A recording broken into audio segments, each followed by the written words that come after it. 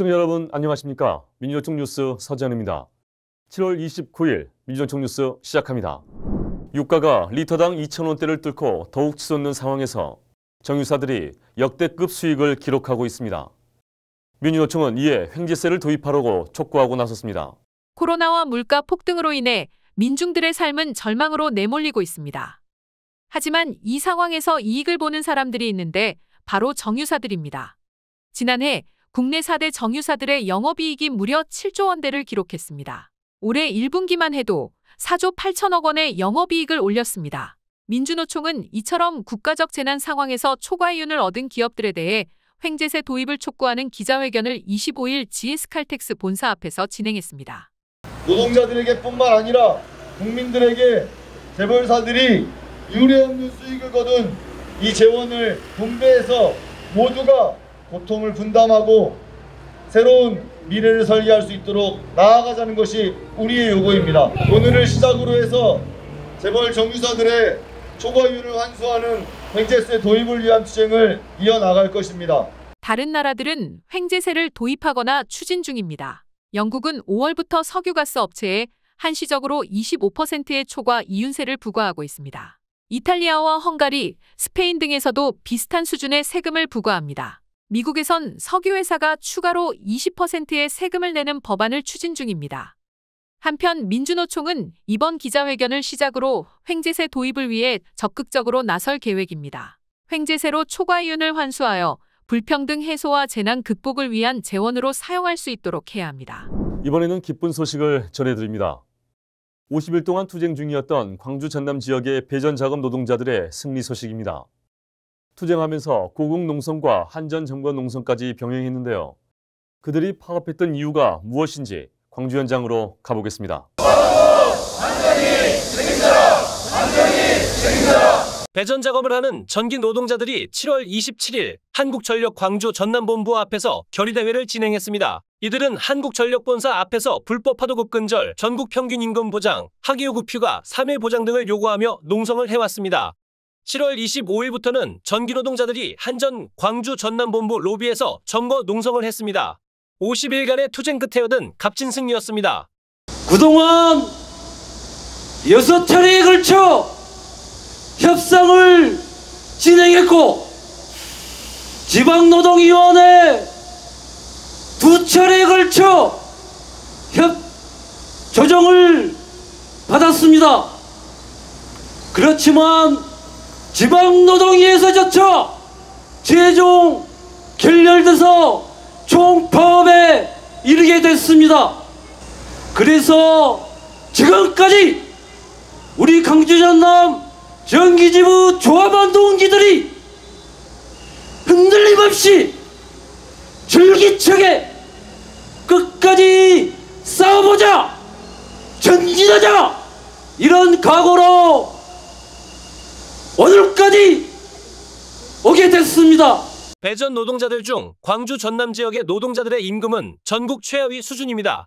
그에 비해 광주 전남 지역의 한국전력 하청업체들은 전국에서 최고 수익을 올렸습니다. 또한 배전 현장에서는 한국전력의 지시와 감독이 없으면 공사를 할 수 없습니다. 한국전력은 현장 노동자들의 요구에는 하청업체와 해결하라며 책임을 회피했습니다. 이번 합의를 통해서 임금을 6% 인상하고 연차 상관없이 학예휴가 3일을 적용하기로 했습니다. 건설노조 광주 전남전기지부는 이번 합의에 대해 조합원 찬반 투표를 거쳐 약 70%의 찬성률로 한전과 합의안을 가결시켰습니다. 너무나도 힘들고 어려운 파업 연대해 주신 조합원들 감사드리고 오늘 또한 광주 전남전기지부에 연대해 주시러 오시는 많은 동지들께 다시 한번 감사드립니다.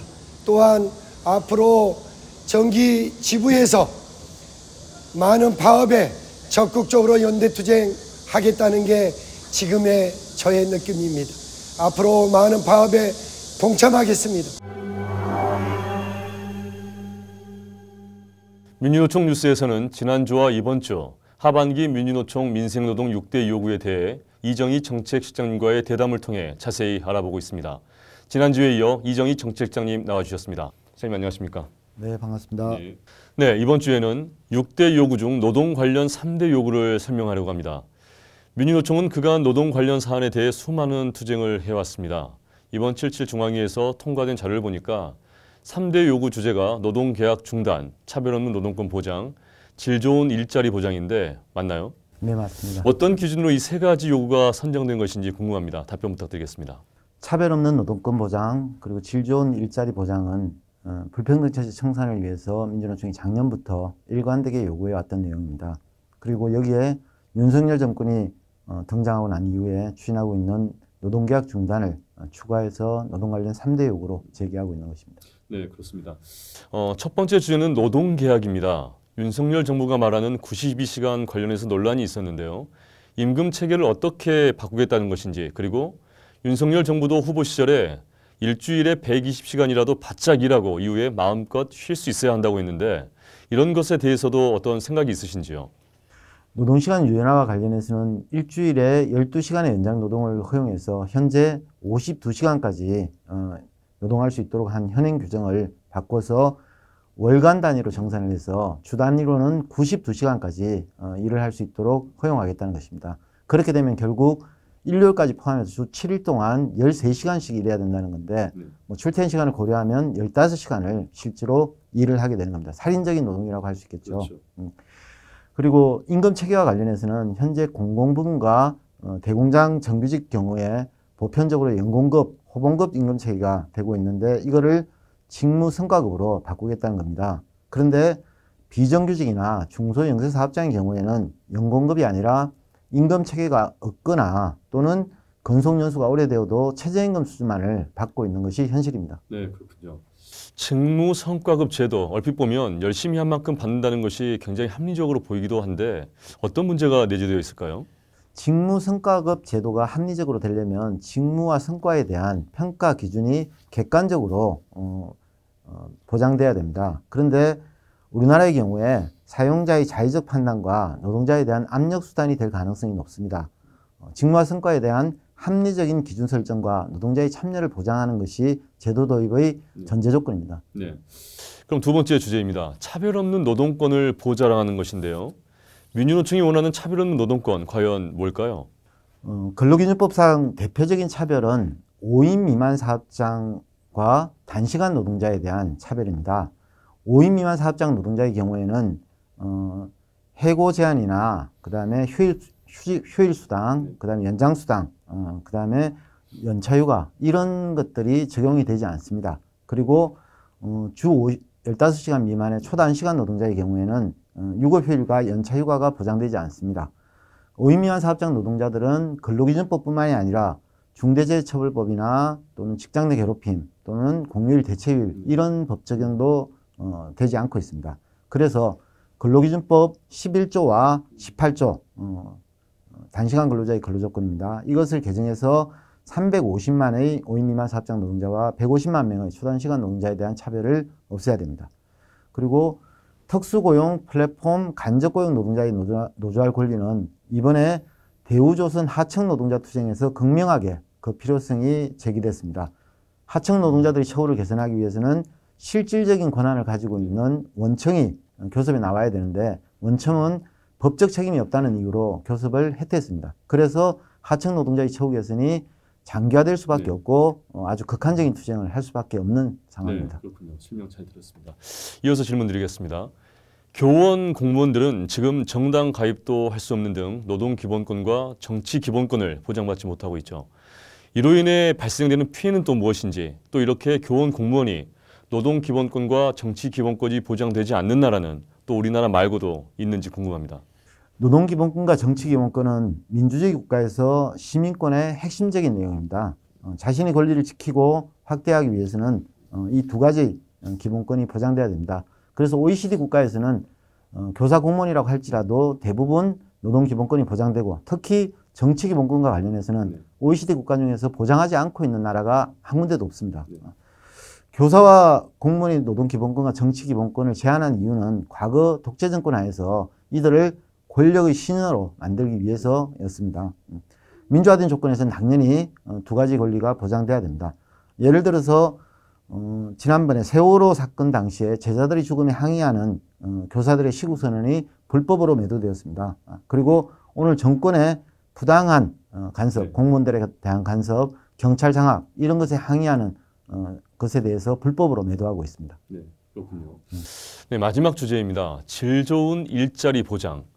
최근까지도 산업 현장에서 끼거나 떨어지는 사고로 노동자들이 많이 생명을 잃어가고 있습니다만 윤석열 정부가 지금 있는 중대재해처벌법까지도 더 개혁하려고 합니다. 최근 개혁하려는 건 어떤 내용인지 답변 부탁드리겠습니다.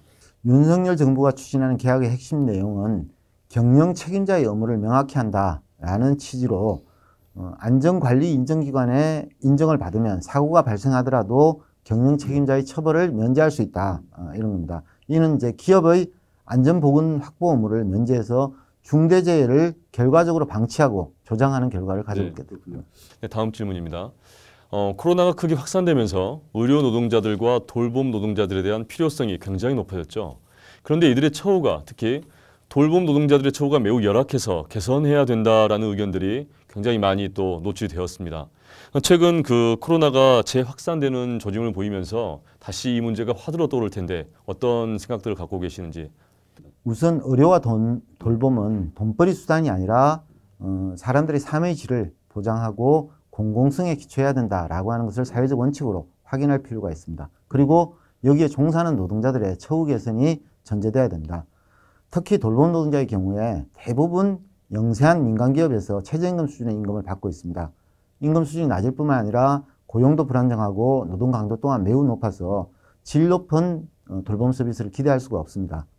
급속하게 고령사회로 진입하는 우리나라 현실에서 돌봄 서비스를 공공화하고 돌봄 노동자의 처우를 개선하는 것이 매우 시급한 과제입니다. 네, 그렇습니다. 지금까지 질문 내용과는 약간 결이 다른 질문입니다.